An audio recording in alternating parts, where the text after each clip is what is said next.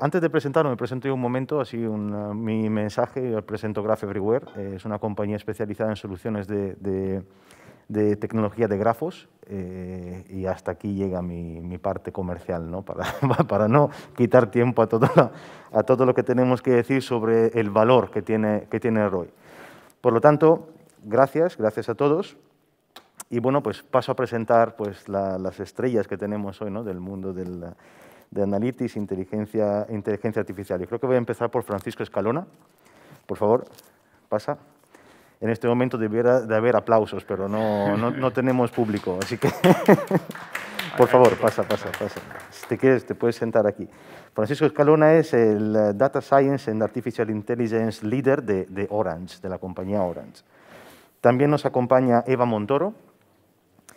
También aplausos, por favor, aunque sean por favor, donde quieras. Eva Montoro es Head of Advanced Analytics and Data Science en Santander Corporate and Investment Banking, ya que tenemos otra gran estrella. Voy a presentar también a Fernando Bocigas, por favor. También nos acompaña. Buenos días. Fernando Bocigas es el director global de Big Data Core Platforms and Strategic Alliances en Telefónica IoT en Big Data Tech. También nos acompaña. Y finalmente, el último asiento es para Kiko Machín, que es el Chief Data Officer de IE. Por favor. Pues empezamos, ¿no? Yo estoy hasta nervioso porque sentarse con estrellas de este calibre pues me pone así, aparte que irradian así como ¿no? La pasión por lo que hacen. Eso lo pude comprobar en una llamada previa que hicimos. Entonces yo quería empezar un poco la conversación pidiéndoos que os presentarais un poco para ponernos en contexto y poner en contexto el público también y hablar precisamente de ese contexto que vivís en cada empresa, ¿no? ¿Por qué? Porque las empresas pues tienen momentos de madurez diferentes, los roles que tenéis en las empresas también son diferentes, entonces pues cuál es o sea, cómo encajan y nacen los proyectos de inteligencia artificial en vuestras organizaciones, cómo se miden y cuál es ese grado de madurez y contexto que tenéis. Yo creo que podemos empezar con Francisco, si quieres. Pues muchas gracias, Nicolás. Pues soy Francisco Escalona y soy un data freak. Entonces, ¿quiénes somos los data freak? Pues los data freak somos el equipo de datos de Orange España. Nacimos hace 4 años y nacimos para centralizar el conocimiento en Big Data, inteligencia artificial y Data Warehouse en principio, y luego le extendimos a visualización de datos y gobierno del dato. Y lo que nos caracteriza, pues además de ser frikis y llevar camisetas con eslóganes chulos a favor del dato, nos caracteriza también la orientación a negocio que tenemos, ¿no? Nosotros medimos absolutamente todos los casos de uso que hacemos. Nosotros no hacemos POC, todo lo que se hace se industrializa y si no se va a industrializar no se hace. Y esa medición la hacemos cada semana para asegurar que realmente lo que hacemos genera valor y convierte a Orange en una empresa data-driven. Y bueno, ya tenemos cierto estado de madurez, ya hemos pasado ese 5% de EBITDA en la aportación de los datos al EBITDA, mayor al 5% que dicen todas las grandes consultoras estratégicas. Nosotros ya lo sobrepasamos y ya realmente somos un foco de ingresos y de ahorros para Orange España. Pues me parece pues una muy buena aportación la que vas a hacer durante esta charla. Eva, no sé si quieres presentarte un poco y de organización. Sí, claro que sí, por supuesto. En primer lugar, daros las gracias por estar aquí y estar tan bien acompañada. Yo soy Eva Montoro. En la actualidad estoy liderando el equipo de Advanced Analytics en la división de Corporate and Investment Banking en el Santander. Estos 10 últimos años he estado fomentando y ayudando a lo que es la formación del CDO, de lo que es el área del CDO en el Grupo Santander a nivel global, muy centrada sobre todo, hablabais antes del Gobierno y la importancia de la calidad de datos, de implantar todas esas estructuras que luego son necesarias para poder hacer mi trabajo actual de analítica avanzada. Ahora ya he dado ese paso a generar ese valor al negocio desde el punto de vista ya de analítica Y pasando ya de esa primera fase, ¿no?, de empezar a andar, de divulgar, de evangelizar qué es esto, para realmente empezar a aportar valor a la compañía. Yo creo, quizás a lo mejor no estamos en el grado de madurez que estaba comentando Francisco, ¿no?, de poder medir cada semana ese ROI, pero estamos ya en ese estado de llegar a ese punto donde ya no hagamos POC, estemos constantemente productivizando y demostrando día a día ese valor que generas al negocio. Perfecto. Yo creo que la parte de sectorial también influye mucho, ¿no? La parte de telecomunicaciones pues es una industria que requiere, ¿no?, de ese tipo de... Es cierto, porque nosotros estamos hablando de banca, con una presión regulatoria muy elevada. Aquí hablamos de inteligencia artificial, pero casi nuestro mundo de analítica estaba muy centrado en temas de ahorros de capital, gestión de las tasas de morosidad, ¿no? Es cierto que nos abrimos ahora no, porque esto ya lleva un camino de hace más de 5 años, ¿no?, sí. a otros entornos donde aplicar esta analítica avanzada, pero es cierto que nuestro foco durante estos últimos años ha estado centrado en un tema pues muy específico, muy regulatorio, que quizás otras compañías pues no tienen esa presión. Me consta que la del sector banca y en concreto Santander están a la vanguardia de la tecnología, así que no creo que estén muy lejos de alcanzar una buena madurez. Y Fernando, si nos puedes contar un poco sobre Telefónica y tu rol. Sí, buenos días a todos y un placer, igual que comentaban mis compañeros, estar aquí hoy con vosotros y muy agradecido de la invitación. Como bien decías, pues mi nombre es Fernando Bocigas y soy el director del área de las plataformas cores de Big Data dentro de Telefónica IoT y Big Data Tech. Y también tengo una segunda gorra, que es la responsabilidad de todo lo que tiene que ver con las alianzas con partners estratégicos en el mundo del Big Data y de la inteligencia artificial. En mi caso, el rol, y a diferencia un poco de lo que comentaba Francisco, es un rol más externo, es decir, nosotros somos una unidad de negocio cuyo foco en este caso es ayudar a nuestros clientes corporativos y a nuestros clientes de sector público a convertirse en compañías data-driven y que efectivamente pues, nuestros productos y servicios sean un habilitador para que sus decisiones sean lo más acertadas posibles y les ayude bueno, pues a crecer más, a optimizar y reducir sus costes y a generar mejores eficiencias dentro de sus compañías. Perfecto, pues otra telco que es muy importante, ¿no?, en el ecosistema tecnológico. Y bueno, por fin tenemos a Kiko. Kiko Machín, como Chief Data Officer de IE, enfocado ya como se presenta aquí, viene a hablar como parte de una empresa del sector de la educación, ¿verdad? Sí, exactamente. Bueno, muchas gracias. Se me suman los agradecimientos de mis compañeros. Es un placer compartir este ratito con todos vosotros. Y sí, efectivamente, vengo a poner un poco el sentido sobre un sector que la gente no identifica como una empresa, pero también somos una empresa, somos una organización educativa, ¿no? Nosotros efectivamente no estamos al nivel como puede estar una telco, una utility en términos de inteligencia artificial, pero desde luego nosotros también queremos convertirnos en una data-driven company, con lo que el viaje lo iniciamos hace unos cuantos años y desde luego tenemos en el ámbito de la inteligencia artificial no solamente trabajamos con la parte de marketing como podría trabajar otras empresas, sino también para acompañar a nuestros estudiantes, para toda la parte educacional, para luego hacer el seguimiento de los estudiantes una vez que se matriculan, con lo cual cubrimos o intentamos cubrir toda la cadena de valor de una organización educativa, ¿no? Yo soy el Chief Data Officer de la organización. Eso es un grupo que se creó hace año y poco y cubre pues, básicamente desde la ingeniería del dato, la parte de Business Intelligence Reporting, todos los proyectos de inteligencia artificial y un poco del data governance de todo esto, ¿no? Con lo cual es algo holístico en base al dato. Perfecto. Pues si os parece bien, vamos a organizarlo de esta forma. Tenemos unas 5 preguntas y yo voy a formular las 5 preguntas abiertas y os voy a pedir a cada uno su aportación. Para que, bueno, lo primero, nada se hace si no genera dinero, ¿no? Entonces, estamos aquí hablando de inteligencia artificial, pero sobre todo de cómo se genera el valor de la inteligencia artificial y cómo se mide también el valor de la inteligencia artificial. Entonces, empezamos por la parte del beneficio, ¿no? Decimos, si no hay monetización, pues no hay ROI. Eso es la frase con la que empezamos. Entonces, resumiendo un poco la pregunta es ¿cómo se monetizan las soluciones de inteligencia artificial?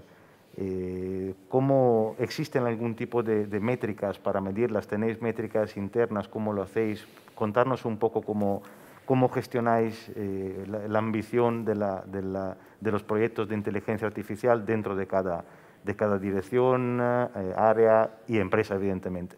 Si quieres, yo creo que Francisco podemos empezar y hacemos ese recorrido, ¿no? para empezar la discusión. Pues, en nuestro caso, la verdad es que es muy sencillo, ¿no? Dada la manera de trabajar que tenemos en Orange, que trabajamos con estructuras Agile, montamos equipos dedicados a cada caso de uso, que llamamos squads, y estos equipos son responsables del caso de uso end-to-end. O sea, cuando hablamos de un caso de uso end-to-end, por ejemplo, voy a poner un ejemplo claro que tenemos todas las telcos, ¿no? Que es intentar evitar la fuga de nuestros clientes, lo que nosotros llamamos el churn. Pues en este caso de uso end-to-end, el equipo que forma este squad, este equipo que va a dedicarse a este caso de uso, está formado tanto por gente de inteligencia artificial, gente de mi equipo que yo delego allí, como incluso la gente que va a hacer las campañas y la gente de marketing que ha elegido qué contenido va a tener esa campaña. Entonces, nosotros lo que medimos es el resultado end-to-end de la acción. Luego, además del resultado end-to-end de la acción, nosotros como gente de inteligencia artificial tenemos grupos de control para ver que realmente lo que estamos haciendo nosotros desde los modelos aporta, es decir, que nuestros modelos aportan a esas campañas.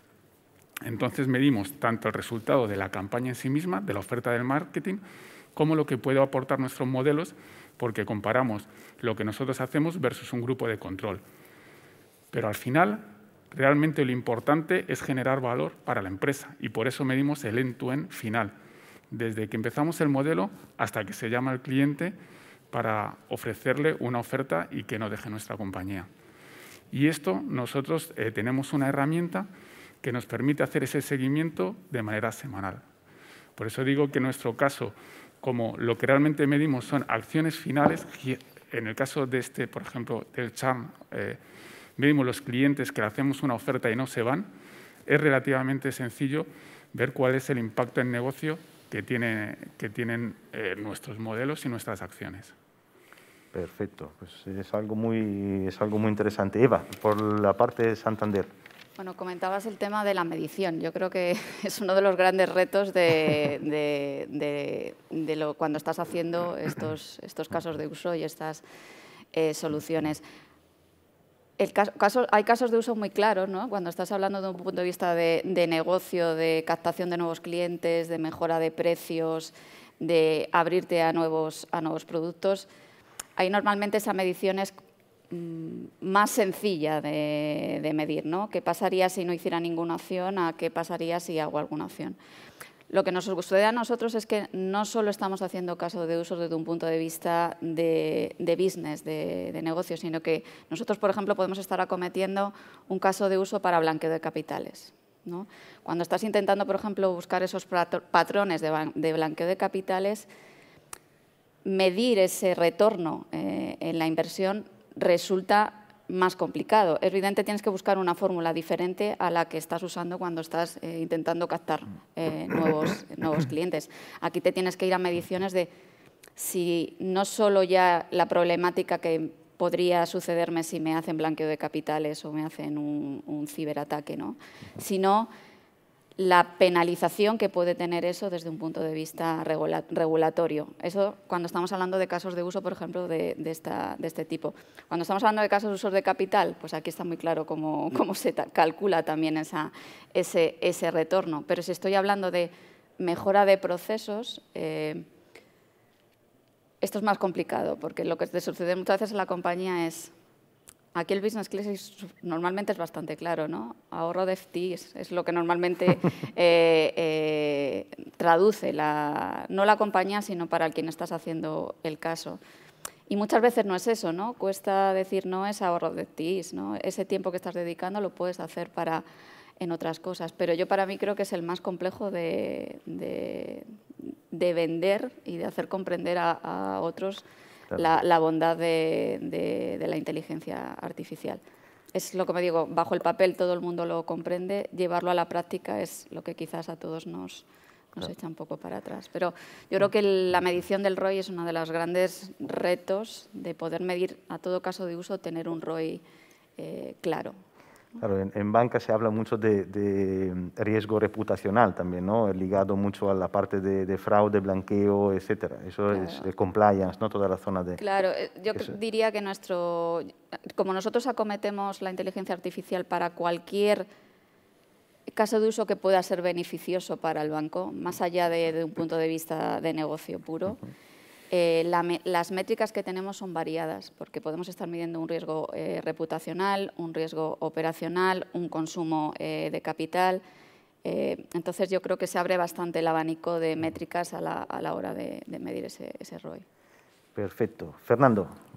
Bueno, en nuestro caso, como comentaba anteriormente, pues como unidad de negocio, pues estamos constantemente, por así decirlo, medidos, ¿no? por el mercado en cuanto a la adaptación o adopción por parte de nuestros clientes de todos y cada uno de nuestros productos y servicios y cómo esos productos y servicios realmente les permiten generar a ellos ese ROI, ¿no? Y lógicamente, bueno, pues expuestos continuamente también al mercado y a la competencia para que nuestros productos realmente, como digo, sean competitivos y aporten ese ROI fundamental a las compañías. En ese sentido, y como decías anteriormente, es cierto, ¿no? que en el caso de las telcos y en nuestro caso en particular, bueno, pues tenemos una posición de privilegio y más ahora que, como decía anteriormente, hemos querido combinar las capacidades de IoT, de Internet de las Cosas y de inteligencia artificial y Big Data, pues dentro de una misma área, dentro de una misma unidad, con el objetivo de poder todavía sumar más esfuerzos y todas esas capacidades para que nuestros clientes, bueno, pues nuestros productos y servicios les puedan ayudar aún más, ¿no?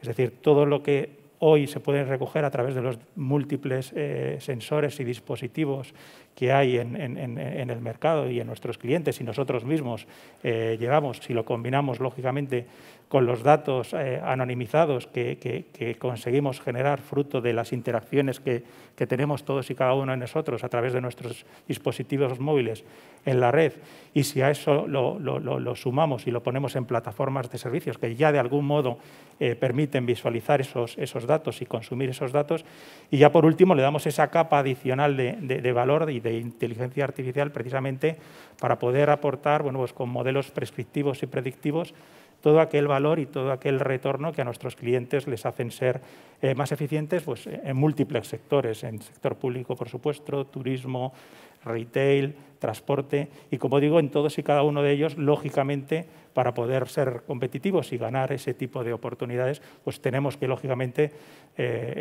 demostrarles el retorno de la inversión que somos capaces de generar.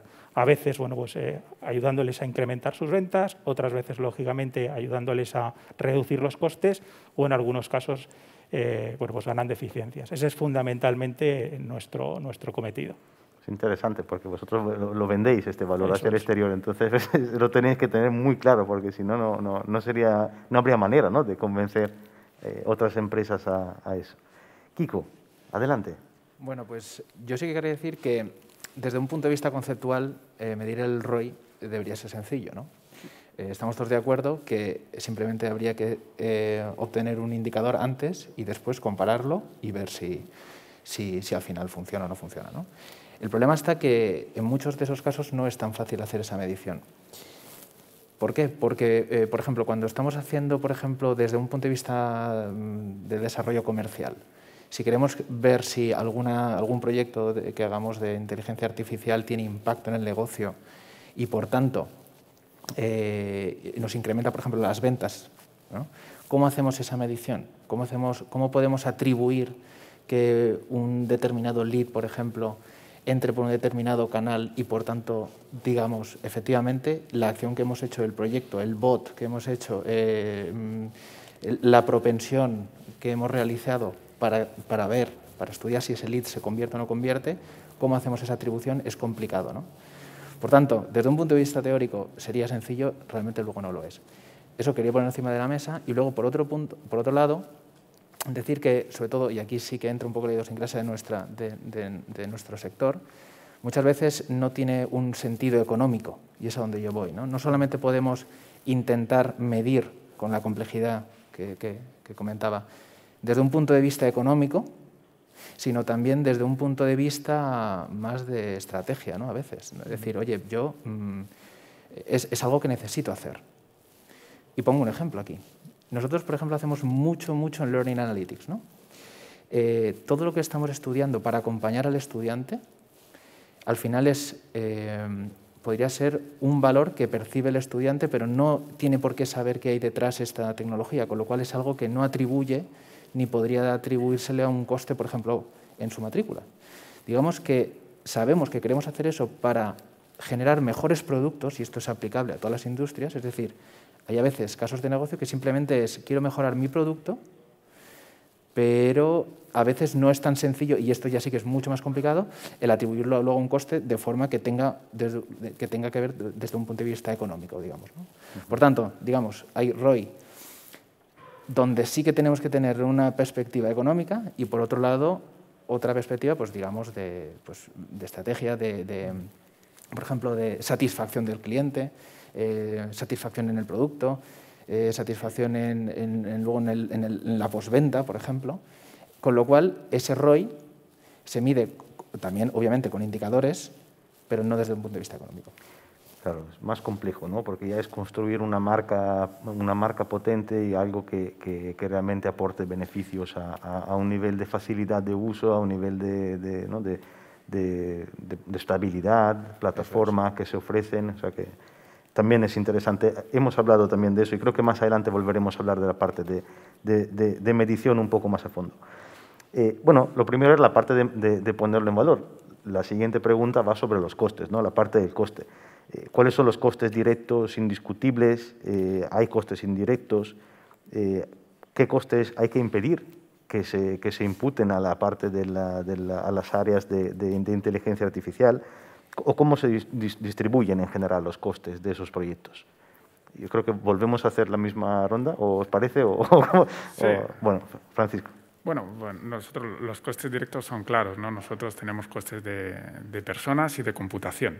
Eso es una cosa que es bastante clara y bastante fácil de medir. Luego, además, pues evidentemente, pues estamos dentro de una estructura y pues hay que pagar por los sitios donde nos sentamos, el internet que tenemos y este tipo de cosas, ¿no?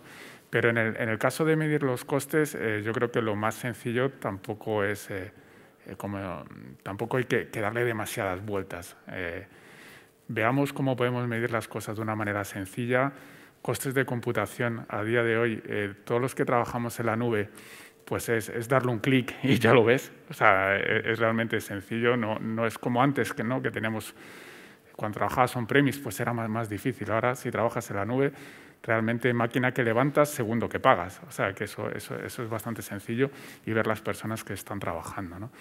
Entonces, con esto nosotros somos capaces de crearnos nuestra P&L, en el cual vemos pues el retorno por un lado que tenemos, o los savings, y por otro lado los costes que tenemos, ¿no?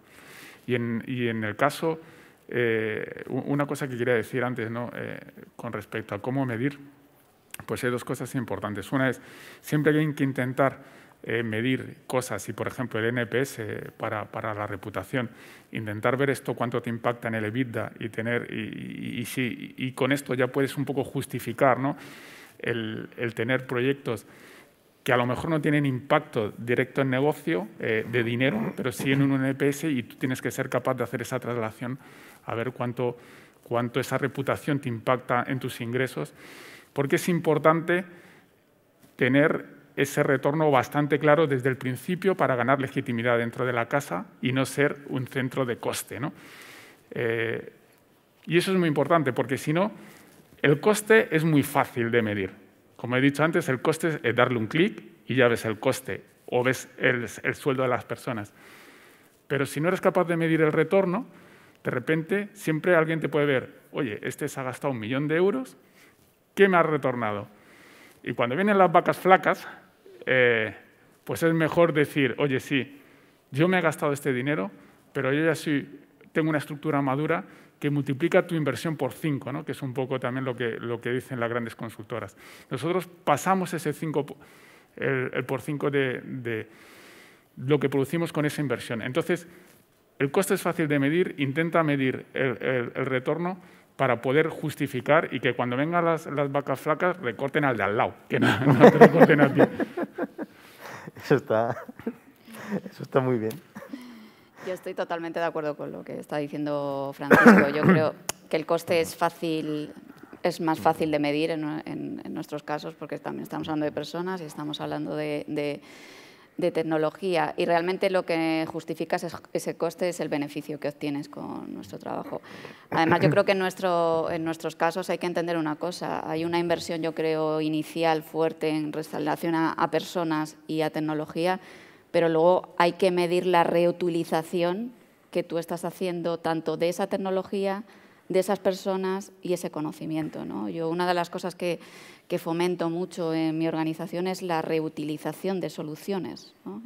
Entonces, a lo mejor con una misma solución o soluciones muy similares puedes estar dando respuesta y dando valor a 3 o 4 casos de uso de negocio, ¿no? Entonces, yo creo que eso es lo que justifica el coste. Bueno, y afortunadamente estamos viendo una época donde la tecnología no es tan cara o esos gastos de computación no son tan caras como antes, ¿no? Entonces, yo el coste no lo pondría como un hándicap ahora mismo para nosotros. Yo creo que el ROI es lo que nos justifica y en ese ROI tenemos que meter también la variable que os decía, ¿no? Cómo reutilizamos, cómo ese coste realmente inicial realmente estás consiguiendo que llegue incluso a coste cero cuando estás haciendo un caso de uso porque ya lo invertiste una vez y ahora ya no es coste adicional. Perfecto. Fernando, vosotros que vais un poco más allá, ¿no? Vosotros vendéis el valor que produce dentro de la empresa. Sí, pero complementando un poco el punto que decía Eva, efectivamente, por ejemplo, en nuestro caso pasa un poco el ejemplo que comentaba ella, ¿no? Es decir, nosotros a través de algunas de nuestras plataformas, siendo idénticas plataformas, pues tratamos de cubrir mismos casos de uso o casos de uso para diferentes sectores, con lo cual de algún modo estamos haciendo esa reutilización, esa optimización, por así decirlo, de costes, ¿no? Entonces, eso yo creo que efectivamente es importante que partiendo de unos costes comunes, que lógicamente todos tratamos de optimizar, podamos direccionar diferentes necesidades de nuestros clientes, diferentes necesidades de negocio. Sí que es verdad que hay uno de los principales retos que yo creo que todos tenemos, ¿no? Que tiene que ver con, lógicamente, muchas veces en lo que es el desarrollo, en la evolución de nuestros productos, toda esta parte, digamos, de procesos de desarrollo iterativos, en los que sí que es verdad que es mucho mejor detectar lo antes posible, digamos, dónde tengo que parar o dónde tengo que quedarme, en vez de muchas veces seguir buscando, digamos, ese camino, por así decirlo, a veces infinito, que lógicamente impacta más en los costes, ¿no? Eso yo creo que sí que es importante y sobre todo, bueno, pues dentro de nuestras organizaciones, pues tenerlo muy en cuenta. Perfecto. Kiko, adelante. Sí, yo es que no podría estar más de acuerdo con Francisco. Efectivamente, los costes a día de hoy no son difíciles de calcular.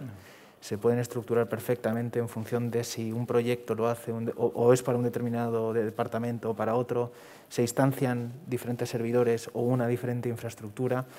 Se puede repercutir partes de los FTs, de los equipos a cada uno de los proyectos, con lo cual eso está, yo diría que cubierto.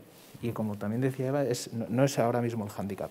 Efectivamente, el problema es cómo justificar, ¿no? Cómo justificarlo. Y cuando decía, oye, a veces no es tan sencillo justificarlo un punto económico con el beneficio, ¿no? Con el ROI, hay que buscar fórmulas, que es lo que comentaba Francisco, que es realmente a veces complicado, ¿no? Nosotros, por ejemplo, algo que también nos ha funcionado bien en el pasado es justificándolo el ahorro de coste, el ahorro de trabajo de diferentes departamentos. No para así eliminar personal, eliminar FTE, sino, oye, potencia tu trabajo porque hay otras cosas que se pueden automatizar y esto te ayuda. Simplemente, oye, te otorgamos una herramienta de ayuda, ¿no?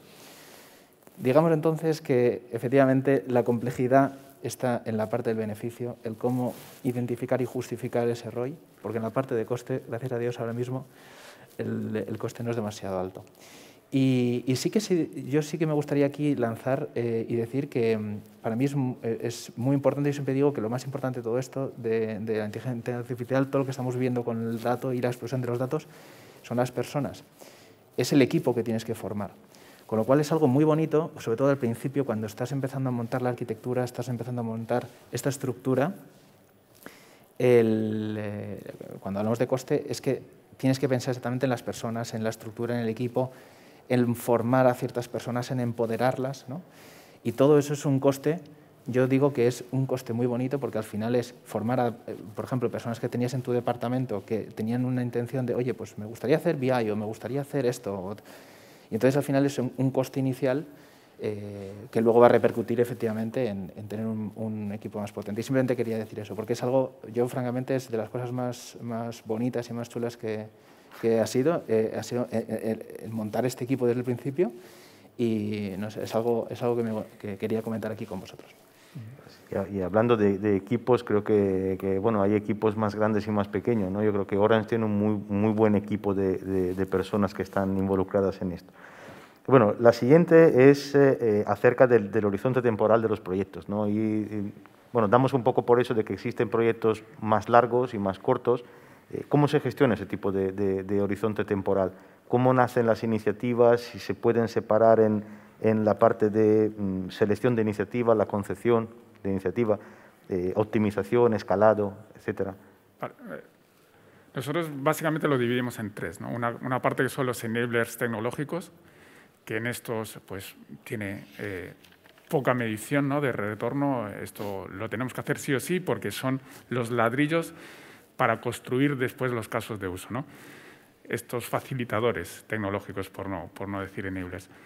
Luego tenemos otra parte que son los proyectos estratégicos. Nosotros hemos definido cómo queremos que sea Orange en el año 2025 y tenemos muy claro el recorrido hacia llegar allí. Entonces, hay proyectos que estamos lanzando ya que son los fundamentos para ese Orange del año 2025. Y luego tenemos la gran mayoría de casos de uso, que ya digo pues, podríamos decir el 80%, que son los casos de uso en los que aplicamos inteligencia artificial en nuestras operaciones. Y estos, para nosotros, es claro. Si algo no da dinero en el primer año, no lo hacemos. O sea, la inteligencia artificial tiene que dar dinero. Y tú tienes que cerrar tu año con una hoja de resultados que demuestre que la empresa está invirtiendo a ti, pero que tú estás devolviendo mucho más a la empresa. Entonces, la mayoría de nuestros casos de uso tienen que dar dinero el primer año. En eso somos tajantes. Y si son 6 meses, mejor. Y lo que decía antes Fernando, ¿no?, sobre las metodologías que tenemos ahora, de metodologías agile, en las cuales ponemos cosas en producción relativamente pronto y somos capaces de corregir, pues eso realmente es lo bueno, ¿no? Porque nosotros cada 3 meses tenemos estas metodologías agile, cada 3 meses ponemos algo en producción y vamos corrigiendo. Y la cuestión es que, cada 3 semanas. El hecho es que a los 3 meses eso ya tiene que estar dando dinero. Entonces, esto te permite, estas metodologías, el que el retorno sea mucho más rápido, ¿no? Ya no tienes que lanzar un proyecto a 2 años y esperar el retorno después. Ahora realmente vas desarrollando, vas poniendo en producción y tienes unos retornos mucho más rápidos. En nuestro caso, cada 3 semanas ponemos algo en producción. Si a los 3 meses no empieza a dar dinero, empezamos a poner mala cara e intentamos tener un ROI de 6 meses. Y desde luego no hacemos nada con un ROI superior, con un payback superior a 1 año. Vamos. Y esto tiene que ver con la madurez en la que ha llegado Orange, me imagino, porque digo, al final todo esto que estáis haciendo es algo que... Bueno, nos hemos dado muchas tortas, claro. Eso está claro, que nos hemos dado muchas tortas por el camino. Evidentemente, al principio tienes que hacer una inversión. Nuestro área no fue rentable el primer año, ni el segundo.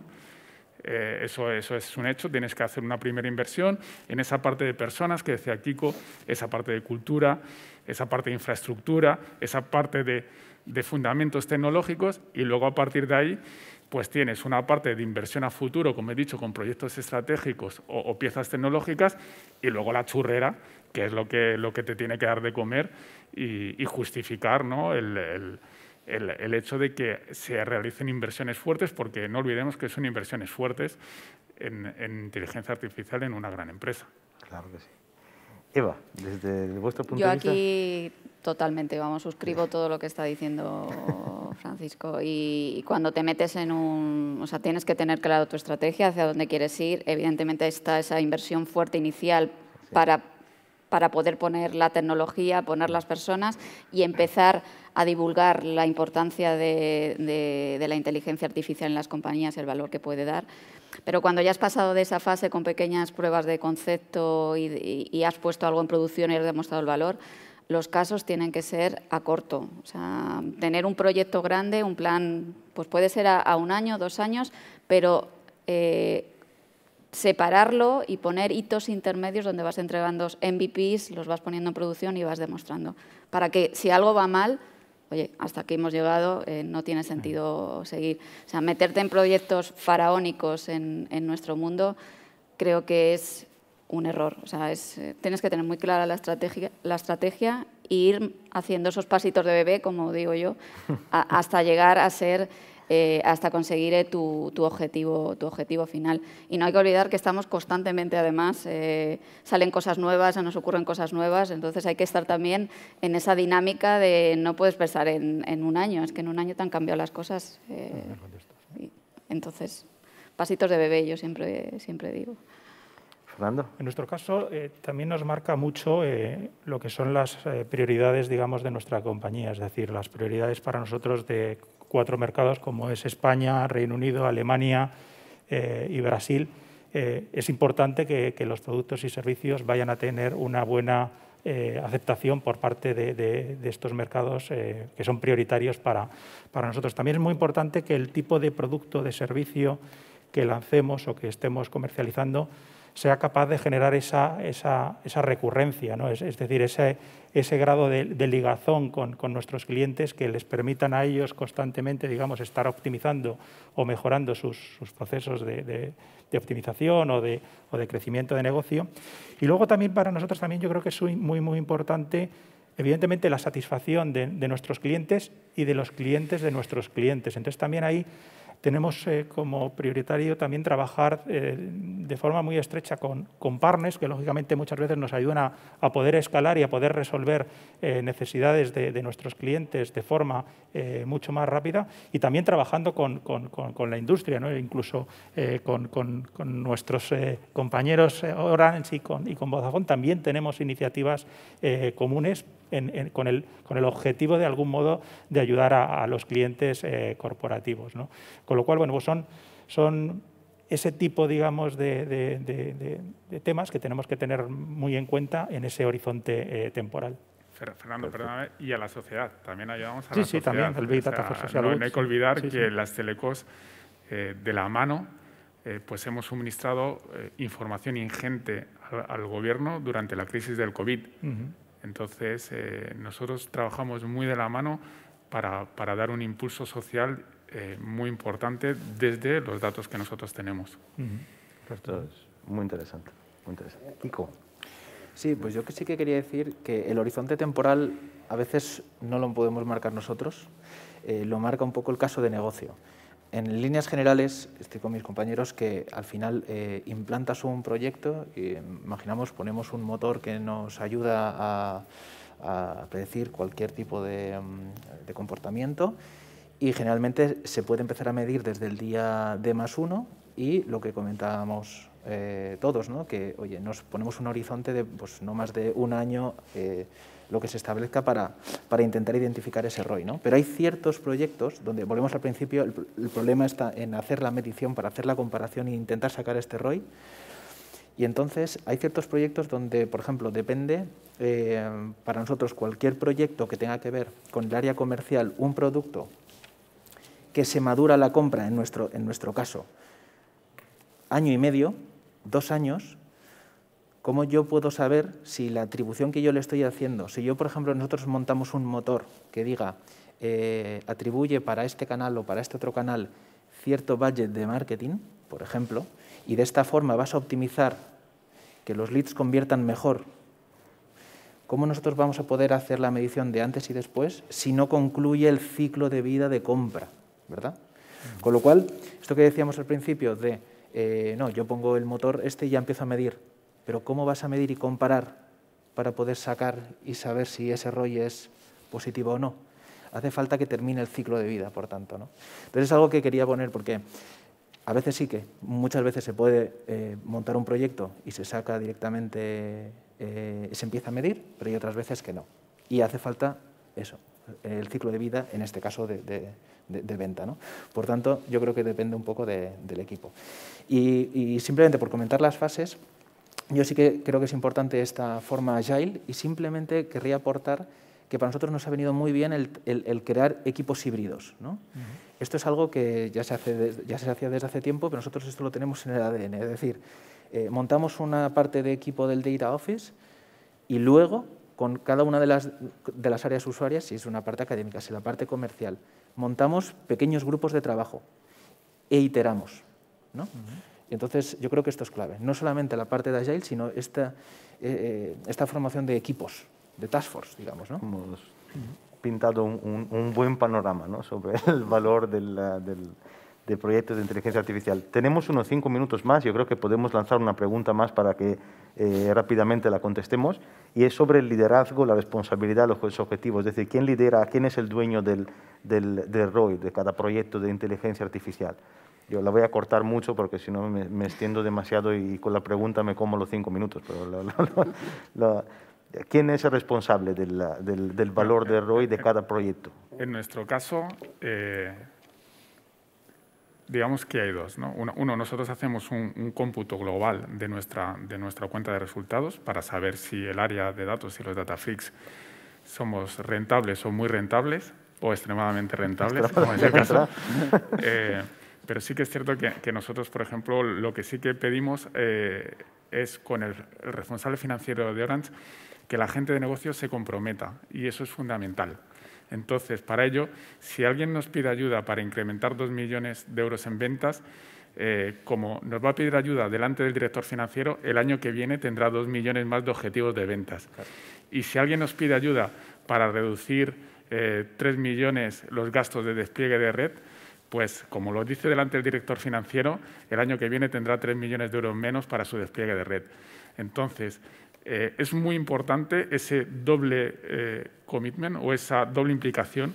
Por un lado, que tú seas capaz de medir tu P&L para justificarte, y por otro lado, que eso tenga impacto directo en negocio y que ellos se impliquen a nivel de bacon. Cuando dicen lo de la gallina y el cerdo, ¿cuál se implica más en el desayuno, ¿no? ¿La gallina que pone el huevo o el cerdo que pone el bacon? No, pues a nivel de cerdo. Aquí que se impliquen de verdad y que pongan ellos su parte, porque si no, esto no vemos que no tiene el impacto deseado.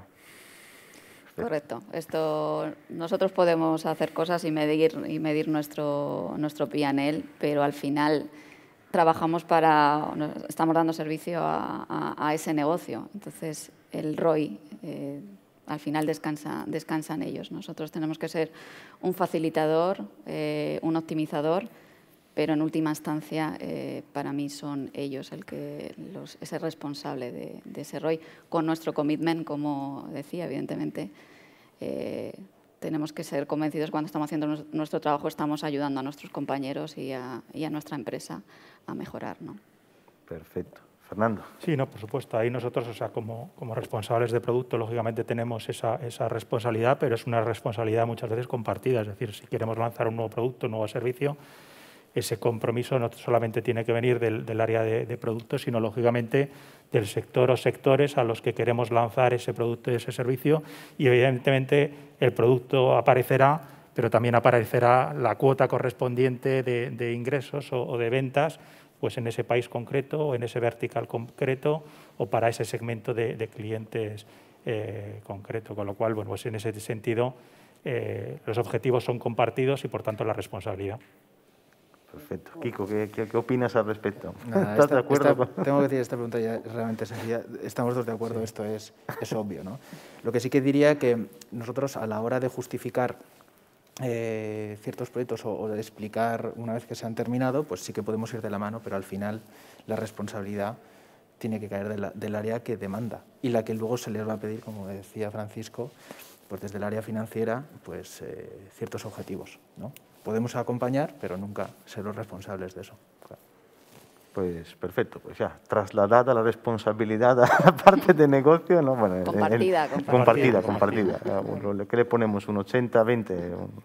No, bueno, la compartimos, pero sí, son responsables también. Yo creo que hemos llegado a la conclusión de la mesa redonda, porque bueno, al final la aportación es fantástica de parte de todos vosotros. Es un honor, la verdad, estar aquí. Os agradezco mucho y creo que ahora José Luis pues interviene, ¿no? Muchas gracias a todos. Gracias por estar en esta primera edición del Live Business Congress y esperamos vernos en la próxima, ya sin mascarillas. Muchas gracias.